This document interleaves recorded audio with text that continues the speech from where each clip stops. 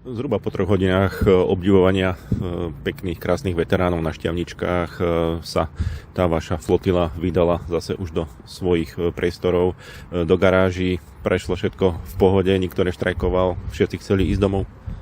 Bohu vďaka, tento ročník sa vydaril, čo sa aj počasia týka, aj návratu do areálu, do depa, ako sa vraví, že každá loď má mať svoj domovský prístav, takže všetko ako odišlo, všetko prišlo, ani sa nepokazilo, ani sa neprehrialo. Na začiatku trošku tomu barkasu voda vyvrhla, aj to nie od motora, ale z ventilátora paradoxne, že vraj, ktorý bol len to vnútorné akoby chladenie, takže neskutočne dobre. A dokonca sme sa už aj naučili, aspoň táto várka pánov šoférov, ísť veľmi kompaktne, tesne za sebou, čo aj páni policajti ocenili, že sme išli tak natesno, že ak by jeden prúčik zabrzdil, tak je tam hromadná 12 veteránov v sebe, ale sme to zvládli, takže klobúk dole.